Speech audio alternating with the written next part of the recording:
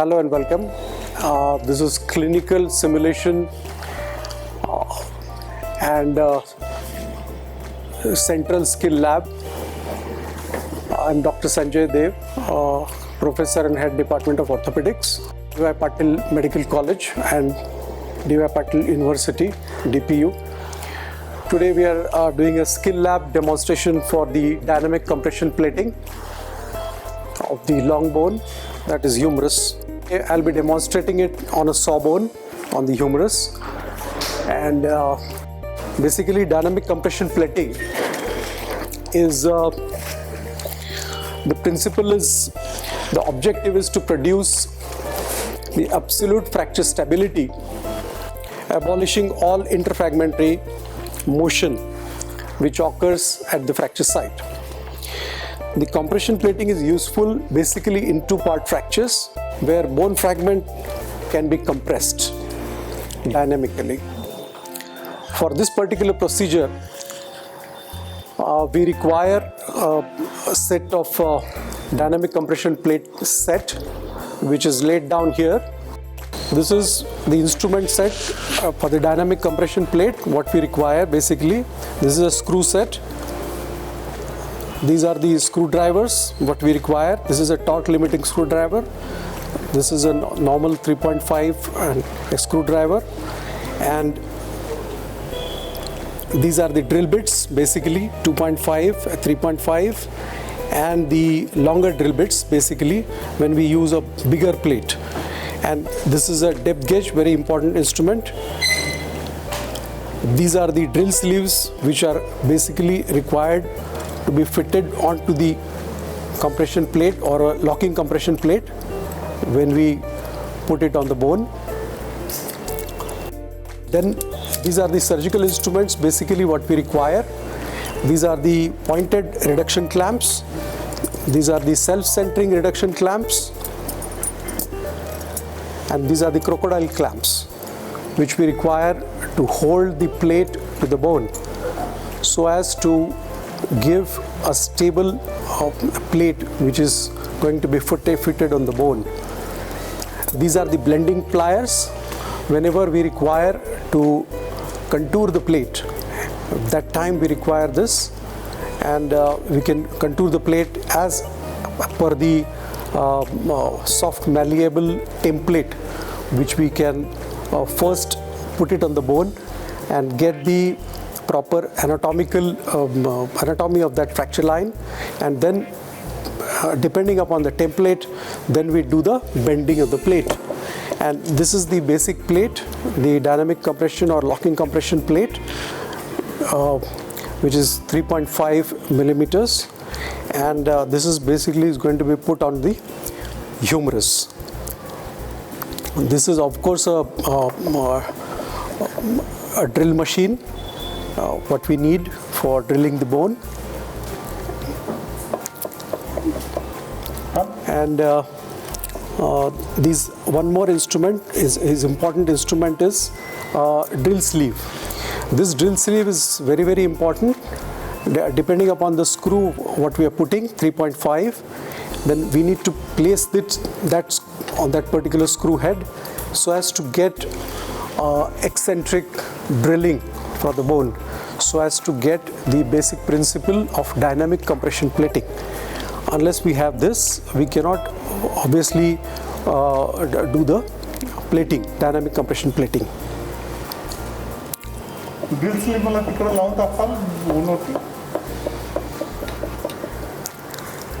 Always this comes with a arrow, and the arrow has to face away from the fracture site, so that to get a dynamic compression screw in the place.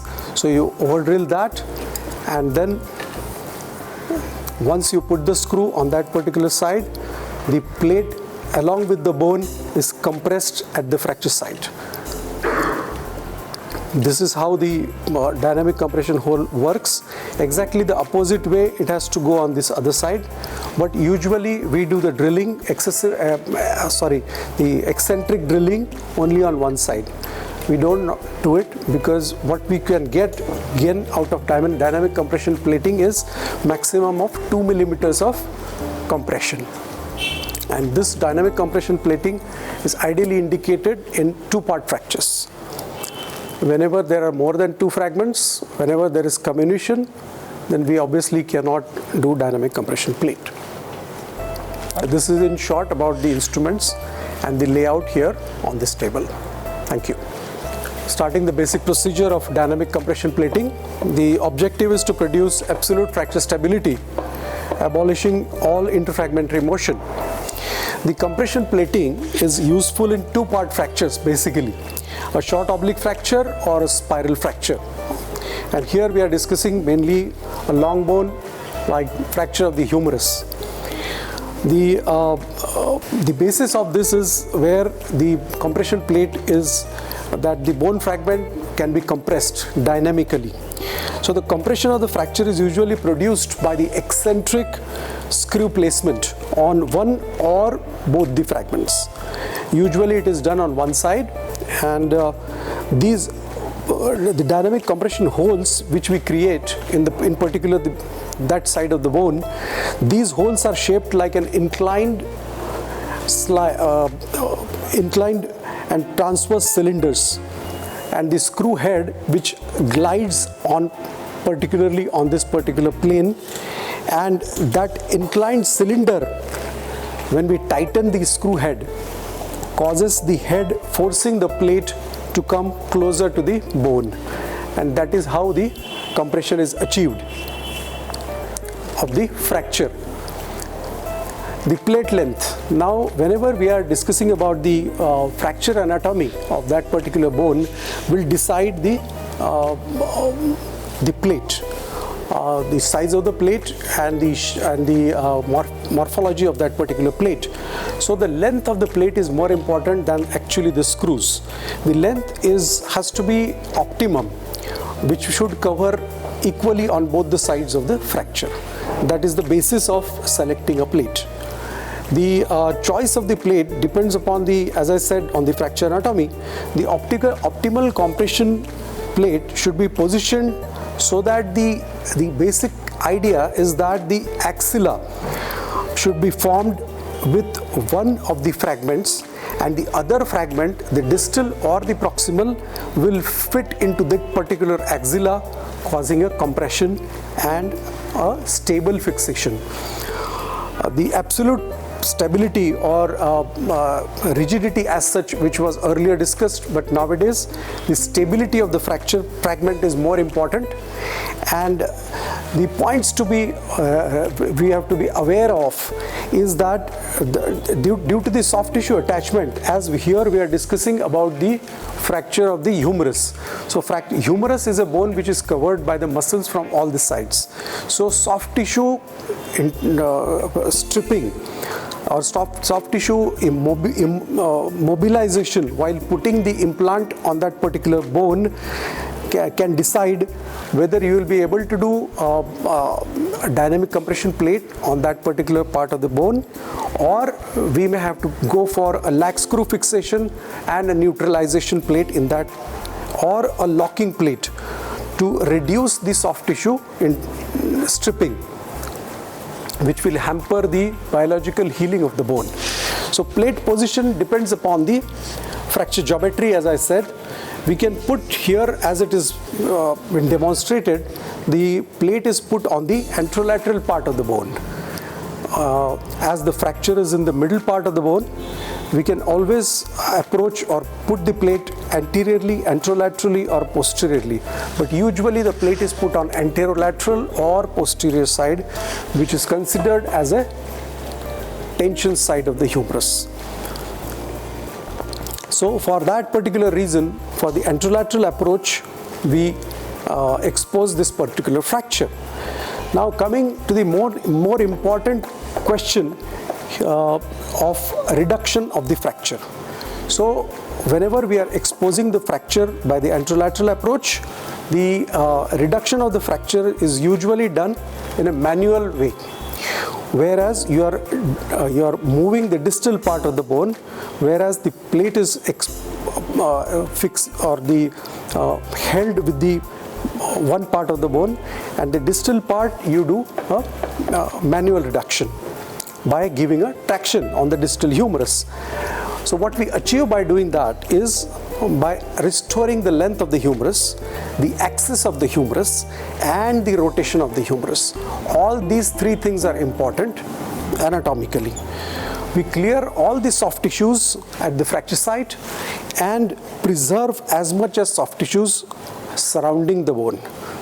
Okay, so what we are showing here is a reduction clamp, a pointed reduction clamp, which will mimic exactly the way a fracture. It is exactly 90 degrees to the anatomy or the fracture geometry. The plane of the fracture is 90 degrees to the axis of this pointed reduction clamp. So in a way, if you want to put the interfragmentary screw, then this particular clamp will give you an exact idea how the screw should be inclined, in what plane. That is very, very important. So you can always use a self-centering clamp or crocodile clamp, which is shown here.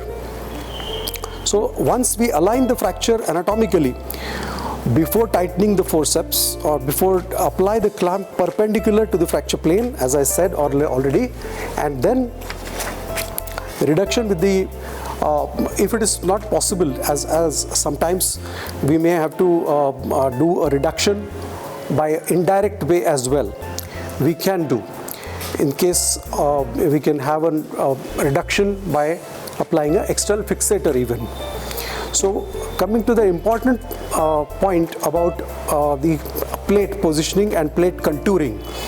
Now here, as I have already described it to you, these are the bending pliers.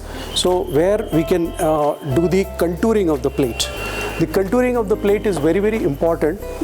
First we do the templating by a malleable instrument which is there in the set, and we place it on the bone before placing the implant, and then get an exact idea of the size and shape of the bone, and thereby we do the contouring of the plate. As far as possible, the plate should be positioned so that it lies directly over the distal or proximal end, either of the two. So your plate should first be flush with the either of the two ends, either proximal or distal. More likely than not, proximal fragment, where it is normally fixed first. This position is this particular position which I have shown here, which I have demonstrated here, is very well for fixing a interfragmentary screw through the plate. So very important is when attached first to the fragment, and then when the plate makes an acute angle, the sharp end of the opposite part of the bone here, the distal part of the bone has to fit in that particular angle of the plate along with the proximal part of the bone. The distal fragment should sit into that place exactly, and that is how the reduction over the plate is achieved. The caveat on this particular point is, so even if sometimes that the position requires excessive soft tissue stripping, if at all in this particular position it is not possible to put this particular plate in that particular dynamic mode, then we can put we can do because it may require soft tissue stripping.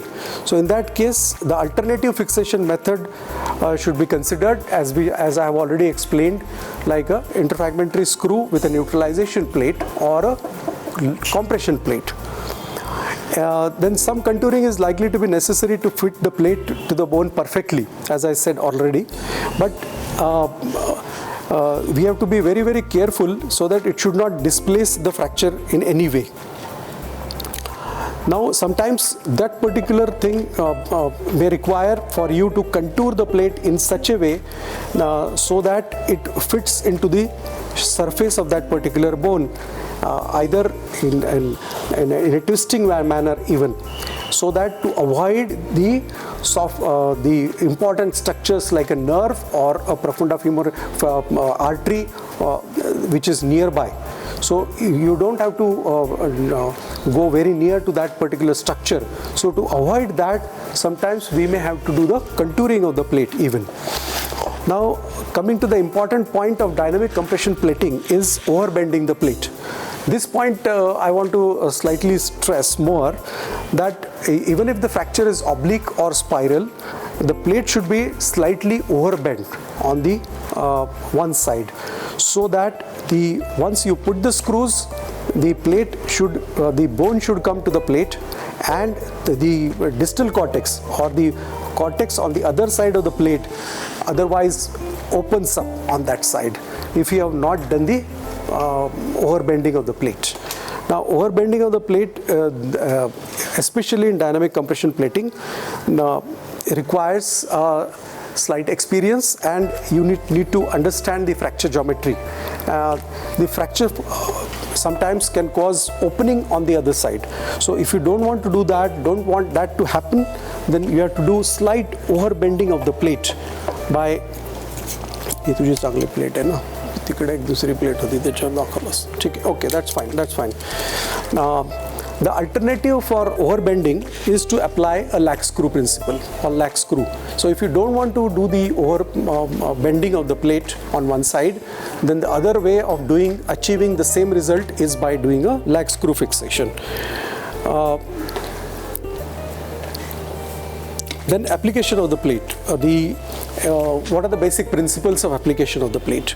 There is the first and most important is expose the bone sufficiently. Meaning you are not supposed to do always overstripping the periosteum. You don't have to take out the periosteum from all the sides. Only where your plate is going to sit, you are supposed to take out the periosteum only at that particular point. Then contour the plate onto the bone and then hold it with a clamp, especially a pointed reduction clamp or a crocodile clamp or a self-centering clamp, whichever is properly applicable in that particular patient, because sometimes the patient may be quite bulky, quite muscular, so we may have to go for a proper reduction clamp in that particular way as required for that particular fracture anatomy. So attach the plate first to the fragment, that is the reduction on the plate.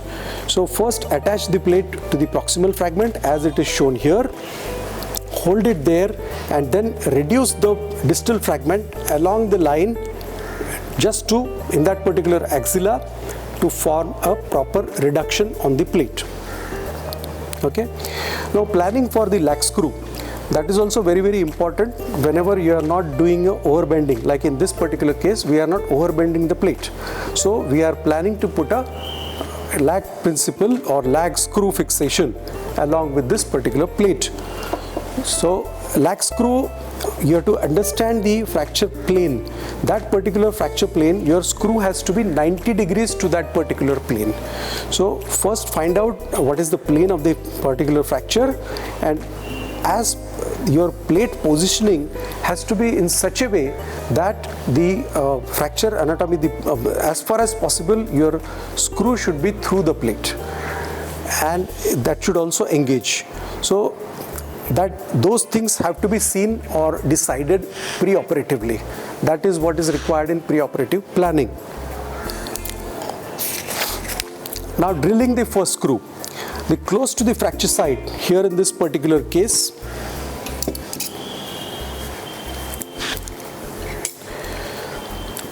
this I will demonstrate first. I will show you. This is a drill guide, and this is a drill guide. On one side it has got a neutral guide, and on the other side it has got a eccentric guide.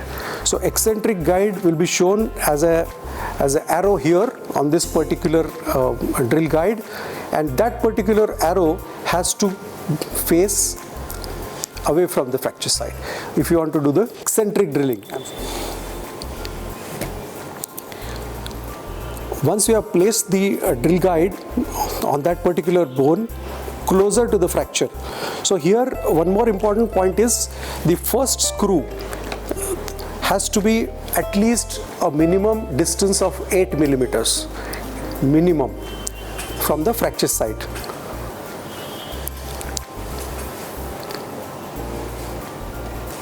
Now I will show you in short. Yes.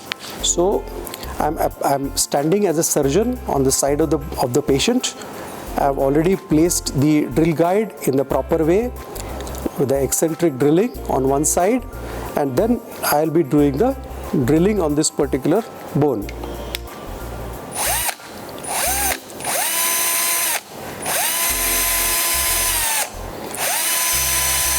So when both the cortices are drilled, I will get a loss of resistance. After that, I will take out the drill guide, I will take a depth gauge, I will go through the hole, I will try to engage that on the other side of the bone, and then put my drill guide there. And this particular reading is very, very important here. Okay. So this will give me an idea what is the length of the screw. So this much of screw, say 28 millimeters, will be required for this particular fracture.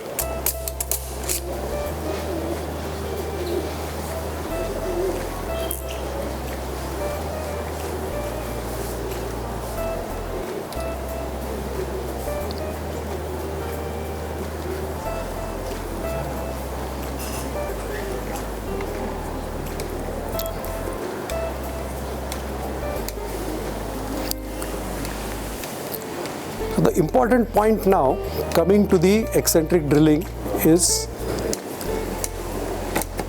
it is never completely compressed.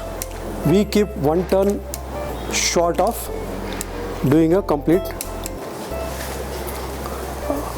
tightening of the screw, because in this particular patient, as I have already said, we are planning to put an interfragmentary screw. So if you are planning to put an interfragmentary screw, this particular eccentric drilling will not allow the interfragmentary compression to occur across the bone ends. So you are not supposed to do the final tightening of this particular screw. Then what we do is, as this particular clamp, a pointed reduction clamp, which is giving me an exact idea of the fracture plane,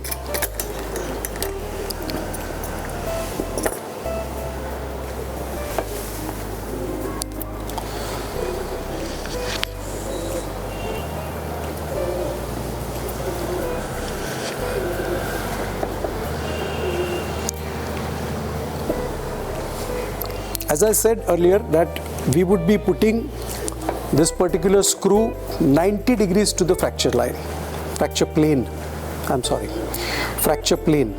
So that particular fracture plane, I need to pass exactly at 90 degrees to that particular fracture. Okay. Now the basic principles of lag screw is, I will be doing the proximal drilling, I will be doing with 2.5 in this particular case, completely through and through.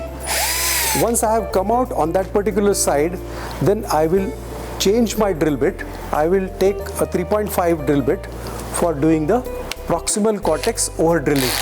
That will allow my screw to glide and take the distal fragment, compress it towards the proximal fragment, and that will achieve the final interfragmentary screw fixation.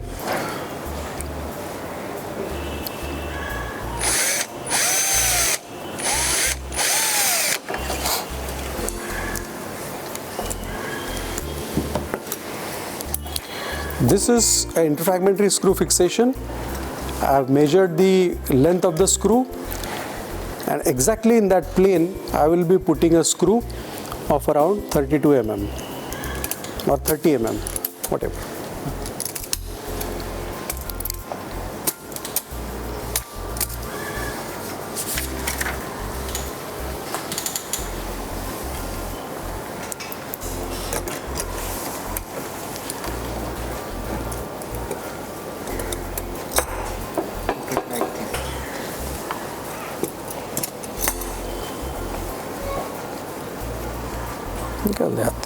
Okay.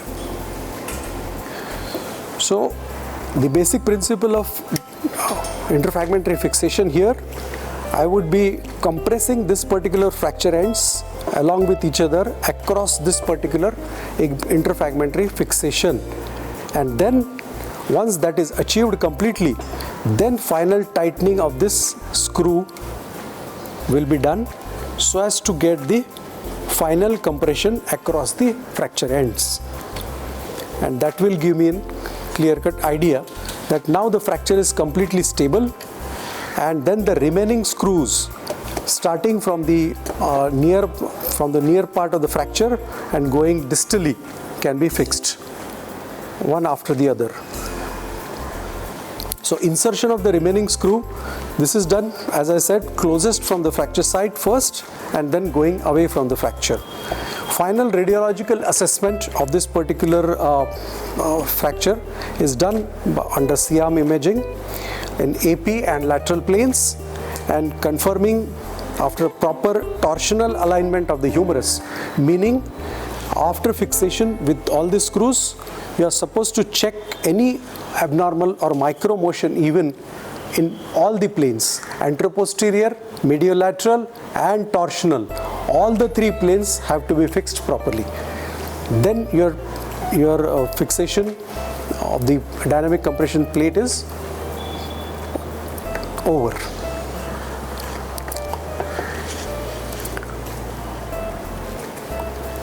Yes, thank you.